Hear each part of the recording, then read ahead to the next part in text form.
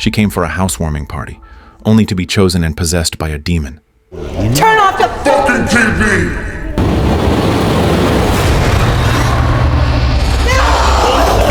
Everyone saw her behavior shift dramatically, their expressions instantly changing with alarm, but the demon had already revealed itself and would not easily let them go. The demon then let out an eerie laugh and proposed a pact. If they could stay the night inside the house, they could leave safely the next morning.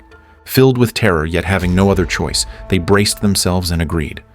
What they didn't know was that, from the moment they agreed, an invisible force had already clenched its grip on them.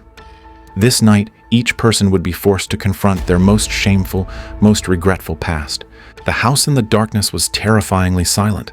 What terrifying ordeal awaited them? Welcome to the 2025 American thriller iPossessed. The story begins with a man arriving at a villa in the suburbs holding an axe, followed by continuous screams coming from inside. Early the next morning, the woman called the police station reporting a murder at her home and giving the villa's address, 100 Chrisfield Lane. But after the brutal events of the previous night, the woman, unable to bear the inner torment, decided to join her family. 4 months later, Tad, a military veteran, bought the villa where the fatal incident occurred and invited friends to celebrate the move. His sister Zoe was the first guest. After parking her Jeep, she stared at a cross in front of the house, puzzled. As Zoe looked up, she caught a glimpse of a man's figure in a second-floor window. Before she could react, Tad suddenly appeared behind her, making her jump. Tad wanted to ask his sister what she thought of the house. Zoe bluntly asked about the cross instead. Tad casually said it was to honor a friend, then led Zoe towards the farm for a tour. I got cows. I love them. That's Destro, Lady J, Cobra Commander, and that one right there is Snake Eyes. From this, it's clear Tad is a huge fan of special forces. Later, the siblings entered the barn. Tad noticed the bruise on Zoe's neck, knew it was from her boyfriend Sebastian, and fury instantly surged within him. Seeing his reaction, Zoe quickly explained that she had broken up with Sebastian and insisted she could take care of herself without her brother constantly worrying. Tad remained adamant, stating protecting his sister was his duty, especially since he had promised their parents he would always keep her safe. Tad then apologized to Zoe for missing their parents' funeral. Just then, psychologist Buckley appeared carrying a medical kit, and he and Tad had once served together in the military. Seeing his long unseen friend, Tad greeted him warmly. Before they could catch up, Tad's girlfriend Danny arrived back at the farm. They entered Tad's new house together. Buckley, seeing the beautifully decorated interior, couldn't help but compliment it repeatedly. After briefly discussing party arrangements, everyone went their separate ways to prepare. Buckley and Danny were tasked with making drinks. During this, Buckley asked Danny about Tad's recent state. Danny confessed that while Tad seemed normal on the surface, he was struggling internally, completely changed, and their relationship wasn't the same. Her voice was full of concern, saying she desperately wanted to know about Tad's past experiences. Buckley had to reveal the truth. During a mission, he and Tad were the first to spot enemy targets. Their commanding officer Rivers noticed something was wrong, but because Buckley fired a moment too late, Rivers was shot in the head. This became Tad's inescapable trauma. Learning the truth, Danny grew very worried. She went upstairs to comfort Tad. As they were about to get intimate, the vision of Rivers' death flashed before him. He abruptly pushed Danny away and ran out of the bathroom. Danny stood there, utterly confused. By 8 p.m., Zoe discovered an old-fashioned radio in the living room. Curious, she tried to turn it on, only for the radio to activate by itself. Get out. Frowning, Zoe instinctively stepped back, bumping right into Tad behind her. Tad told her it was their late father's radio, and the siblings began reminiscing about their parents. Tad said the radio had been broken for ages, only picking up one non-English station. Zoe felt something was off, saying the radio seemed to speak to her earlier, issuing a strange warning. Tad looked at his sister with concern after hearing this. Did you already start smoking some of Buckley's weed? Did someone say Buckley's weed? While Zoe was exasperated by Tad's doubt, Danny came downstairs. Tad first apologized to Danny for his behavior in the bathroom, then shared good news with the others. Danny had found a new job. When hearing Danny would work for Sanders Shipping, Zoe interrupted the conversation because that was her ex-boyfriend Sebastian's company. Danny hadn't told Tad beforehand, leaving him displeased. Danny quickly explained she was working remotely and wouldn't interact with Sebastian. Zoe didn't press the matter further. Seeing the awkward atmosphere, Buckley stepped in to ease the tension, suggesting they raise a toast to friendship. Suddenly, Zoe detected a strange noise. They all fell silent. With his sharp hearing, Tad pinpointed the sound coming from the fireplace. He stood up to investigate. Inside the fireplace, he found Zoe's phone. The peculiar sound had been the unique ringtone for her friend Tara. Since she hadn't answered, Tara had sent dozens of text messages instead. But Tara's text messages were strange, and no one could understand them. Buckley looked them up on his phone and found they were in Haitian Creole, meaning, "Forgive me, then live." The others dismissed it as a misdirected message. Only Tad, upon hearing this, fell deep into thought. The doorbell suddenly rang as lightning flashed and thunder rumbled outside, leaving Tad wondering who would visit just before a storm hit. He opened the door to find an old woman outside, claiming she came to welcome the new neighbor and had specifically brought an apple pie. The old woman entered the house without waiting for an invitation, and Tad intended to introduce her to everyone, but everyone seemed to suddenly get busy. No one paid attention to the uninvited guest, so the woman had no choice but to set down the pie and prepare to leave. Just as she was about to exit, the old woman suddenly turned around and said something strange. Always remember, a trouble shared is a trouble halved. Tad was still confused and hadn't processed it when the final guest, Tara, finally arrived. The atmosphere inside became lively again, and Zoe quickly greeted Tara, explaining she hadn't answered the call but had texted back. But Tara said she knew nothing about sending any text messages, and before they could discuss it further, Tad came out of the kitchen. His shirt looked like it was stained with blood, and to avoid misunderstanding, Tad hastily explained the juicer was broken and he needed to go buy a new one. Tad went upstairs, took off his shirt, and wanted to wash the juice off his hands, but the vivid red color plunged him back into panic, as if his comrade's blood could never be washed off, forcing him to snap back to reality. But this torment had become his inner demon. How could it be so easily removed? In anger, Tad punched the glass in front of him, using the pain to return to the present. Changed and dressed, Tad arrived at a grocery store where an old man served him. When the man learned Tad lived on Chrisfield Lane, he kindly warned him to be careful, saying that house was rumored to be cursed. But Tad just wanted to buy a juicer and didn't care about the old man's words. The old man told Tad he could look upstairs, and with that answer, Tad turned to leave. Then the old man called out to Tad again, warning him not to trust anyone because everyone was suspicious. Tad didn't pay it much mind and went upstairs, finding it strange that a doll sat on a chair in the center of the room. Tad turned on the light to search for the juicer, and as he turned around, the old woman from before suddenly appeared, holding the exact juicer he needed. Tad wondered why the old woman was there, and she explained it was her family's shop. Hearing this, Tad didn't inquire further and followed her downstairs to pay. Meanwhile, Zoe and Tara were walking outside, and Tara expressed relief that Zoe had bravely ended the relationship. Zoe was confused about why she couldn't move past the shadows. Tara knew Zoe had endured long-term abuse from her boyfriend, and such pain couldn't heal overnight. But she comforted Zoe that it would all pass, and a better life was ahead. Then they went to the barn, dancing wildly to the energetic music. Not long after, Tad also entered the barn and joined the revelry, everyone fully immersed. To commemorate the moment, they took a group photo together after the fun. Later, everyone gathered in the living room to watch TV, but differing interests in the program led to an argument. Turn off the TV!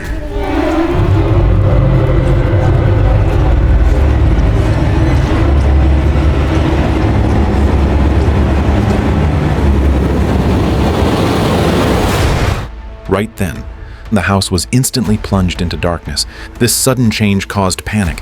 Everyone scrambled to their feet, staring warily at Zoe sitting in the chair. Her face was now contorted, her eyes vacant, and Tad, ignoring Danny's attempts to stop him, cautiously approached to check on his sister. But before he could touch her shoulder, Zoe grabbed his throat and lifted him into the air. Everyone froze in shock. Buckley reacted quickly and tried to intervene, only to be effortlessly shoved aside by Zoe. Just as Tad was nearing suffocation, Zoe threw him to the ground. Seeing this, Tara rushed towards the door, but it wouldn't open for some reason, and the room descended into chaos. Zoe sat back down in the chair, warning everyone in the house not to leave. After a fit of wild laughter, Zoe grew calm again. giving the others a moment to steady themselves. Danny suddenly remembered Tara might have taken a paranormal studies class in college and wanted to ask her about the situation. But Tara said she dropped it after one lesson because she thought it was all fake. Still, Tara offered her view, suggesting Zoe was likely possessed by someone who died in the house. Hearing this, Buckley thought it was the house's problem, but Danny pointed out the key question: why had the entity chosen to possess Zoe? Tara claimed it might be because Zoe's mind was more vulnerable, easier for the entity to corrupt. But before they could come to any conclusion, Zoe spoke again. I want you all to get to know each other better. We already know each other. Why don't you stay the night and get uncomfortable? And if we don't? I'll tear our soul apart. The demon declared that as long as they stayed until 6 a.m., they would be left unharmed. Tad turned to discuss a plan with the others, but suddenly realized Buckley was missing. Knowing Buckley's nature, Tad immediately ran to search for him and found him in the garage trying to escape. But needing to save his sister, Tad couldn't risk it and ultimately succeeded in persuading Buckley to stay. The two returned to the living room with rope, cautiously approached Zoe and successfully tied her to the chair. Afterwards, Danny and Tara went to the bedroom, and with the power out, Tara had to light candles for illumination. Then Danny voiced her suspicion, knowing Tara understood the truth of the situation. With things having gone this far, Tara no longer hid it, saying the thing controlling Zoe had something prepared for everyone else in the house. It was playing a sick game, and by the end, there might only be one survivor. Hearing this, Danny was deeply shocked and excused herself to go to the bathroom. Just after Danny left, Tara noticed a rocking chair in the corner of the room moving on its own. When she walked closer, she saw that there was a doll sitting in it, and she reached out to stop the chair from rocking. Meanwhile, Buckley was keeping watch over Zoe in the living room. Being alone made him the demon's first target for invasion. The demon claimed to know Buckley's secret, and hearing this, Buckley didn't believe it and stepped forward. You must be Tad rushed over upon hearing the strange noise, and then the demon mentioned doctor-patient confidentiality. Hearing this, Buckley wanted to step forward again, but Tad stopped him, saying the demon was messing with his mind. Buckley had to go to the next room to calm down. Just then, the bathroom door suddenly locked, and Danny urgently called out for Tara in the bedroom, completely unaware of Zoe appearing behind her. Tara inside the room seemed to hear her daughter's call. She followed the sound to a cabinet, opened it, and discovered a tiny embryo inside. Tara recalled her abortion experience and was instantly plunged into endless self-blame. Fortunately, Danny opened the door in time, came to Tara's side to comfort her, and asked what had happened. Tara didn't tell Danny about what she just saw, only saying she saw Zoe, which left Danny puzzled. At that moment, Buckley entered the room, using his phone to look up reports on the old Chrisfield Lane murder case. Buckley scrolled down and saw the blood-stained murder weapon. Then his phone received an anonymous text saying, "I know your secret," and a wave of unease instantly washed over him. To clear the doubts in her mind, Tara went downstairs to draw Tad away, wanting to speak to the demon alone. Tad, meanwhile, went upstairs to search for medication, trying to keep himself alert. But Tad was now hallucinating. The deceased Rivers reappeared. Tad initially ignored him, but then he sensed something abnormal in the bathroom. A burly man suddenly charged out of the bathroom and restrained Tad. Tad was now deep in hallucination. He picked up a vase and smashed it against his own head, the pain bringing him temporary clarity. Danny also came to check on the noise. Faced with his girlfriend's concern, Tad claimed he had accidentally bumped into the counter. He then took out a shotgun intending to go downstairs and kill the demon, but Danny urgently stepped in to stop him. Meanwhile, Tara was alone watching Zoe when suddenly, Zoe began tormenting Tara incessantly in a little girl's voice. Tara couldn't take it anymore and slapped her. This scene was witnessed by Tad as he came downstairs. The secret buried deep inside couldn't be spoken, and Tara didn't know how to explain. Just then, Buckley also returned to the living room, angrily accusing the demon of toying with innocent people. No one's innocent. Secrets. So many secrets. As soon as he finished speaking, frantic knocking sounded at the door. It was only 3 a.m. Who would come at this hour? Tad went to check with his gun raised and found it was Sebastian. but anyone entering the house couldn't leave. Tad didn't want to involve anyone else and opened the door intending to send Sebastian away. But Sebastian said he needed to speak with Danny and barged in. He sensed Zoe's abnormality as soon as he entered and walked towards her.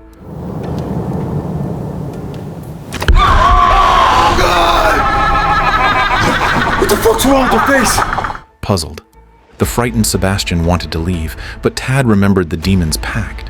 If anyone left, Zoe would be in mortal danger.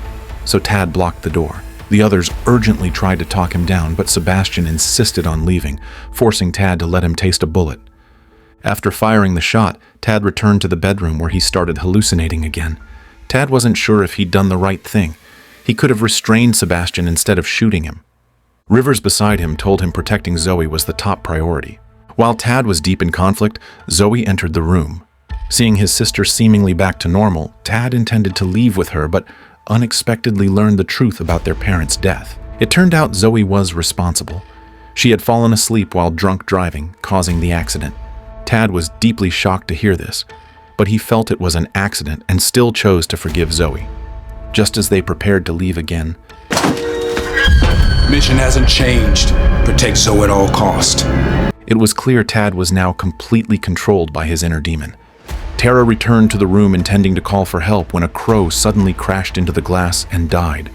Tara hallucinated again, seemingly back on the operating table, helplessly watching a small life being removed from her body.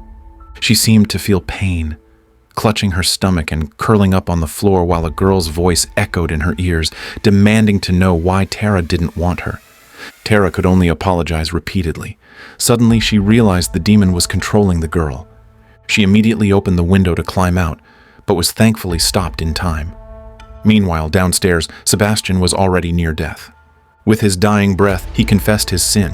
Sebastian had actually had a one-night stand with Danny, and now Danny was pregnant. He begged her to keep the child.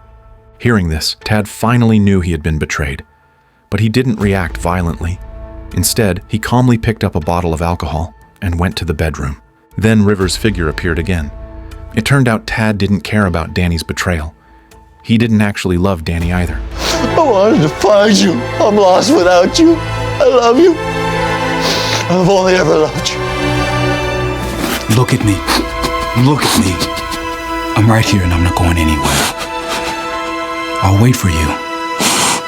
I always love you. With that reassurance, Tad's resolve became even stronger. Meanwhile, downstairs, Buckley wanted to take Danny and leave first, but Danny was still worried about the others inside. Buckley had to tell Danny about the tragic incident that occurred in the house last year. A young woman killed her parents and then took her own life, and people called it the curse of the Creole Man. But the curse actually originated in the 1960s. The male owner of the house was a criminal prosecutor who tampered with evidence in a murder case, framing an innocent boy. The boy was silenced just days after being imprisoned, so the boy's father, the Creole Man, came to the house late one night and brutally killed the prosecutor and his wife, finally taking his own life inside the house. After hearing Buckley's story, Danny immediately agreed to leave with him. But they couldn't leave Tara behind, so Buckley told Danny to wait there while he went upstairs to find Tara. Unexpectedly, as soon as Buckley left, the radio in the room started playing again. Danny walked over to check the situation, and the Creole Man quietly appeared behind her. Buckley went upstairs, opened the bedroom door, and only saw a phone lying on the floor. Before he could understand the phone's content, he was knocked out by the Creole Man. When Buckley woke up again, he found himself tied to a chair, with Tad sitting opposite him. Zoe was now Tad's only family, and he didn't want her to be harmed in the slightest, so he couldn't let Buckley leave. Tad confessed to Buckley that he knew everyone had their inner demons. Hearing this, Buckley looked puzzled, and then Tad revealed Buckley's demon. It turned out that during that war, Buckley hadn't fired because he refused to shoot a child, which led to Rivers being hit first by the enemy. However, the demon beside them suddenly spoke up. Are you good one? Tad was deeply shocked to hear this. In fact, Buckley's innermost darkest secret was about a little girl. When Tad confronted him, Buckley flatly denied it. Then Tad's own demon acted up again. He saw his lover Rivers and his deceased parents. Seeing Tad's strange reaction, Buckley realized Tad was also controlled by the demon, and it was Tad who had knocked him out. But Tad denied it, insisting he had seen with his own eyes that it was all done by the Creole Man. Buckley said Tad was the Creole Man, but Tad refused to believe it. To prove his point, he wanted the old man from the grocery store to testify. But this was all his own fabrication. Tad then mentioned the old woman who brought the apple pie, saying they had all seen her. Surely that couldn't be fake. Pie! There's no pie! There's no old woman! We never met any neighbor! As soon as he finished speaking, Buckley noticed 2 fresh wounds on Tad's wrist. From years of knowing him, Buckley knew Tad recorded his pain this way, making a mark for every person he killed. Then Tad, through recollection, also remembered his actions. He had indeed killed Danny and Tara. Hearing this, Buckley became emotional, shouting and begging Tad to let him go, but Tad was completely controlled by the demon. He picked up the axe and ended Buckley's life. When Tad came back to his senses, believing everything was over and the demon would release Zoe, he approached her only to discover she had long lost all signs of life. Tad collapsed to his knees, weeping, then picked up the phone and called the police, reporting a murder at Chrisfield Lane, stating everyone inside the house was dead. Then he sat back in the chair and ended his own life. And when the clock struck 6 a.m., Zoe in the chair suddenly came back to life. The story ends here. The film iPossessed is more than just a simple horror movie. It's more like a deep exploration of the soul. The demon pact serves as a symbol representing the various temptations and challenges people face in life, and the progression of the story is heart-pounding. The protagonists gradually discover that the demon they are fighting may not come from the outside world, but rather from the mistakes each has committed deep within their own hearts. Secrets too shameful to speak of, regrets too painful to look back on, awaken like demons emerging one by one. Every character is tormented by their own inner darkness throughout this night. They flee through the house, trying to escape the pursuit of their inner demons, only to find that no matter where they hide, the shadowy darkness follows them relentlessly. In this trial of the soul, the film, through the protagonist's experiences this night, poses a profound question. When we confront our inner demons, do we have the courage to face them and overcome them? Alright, that's it for today's video. Thank you all for watching. We'll see you next time.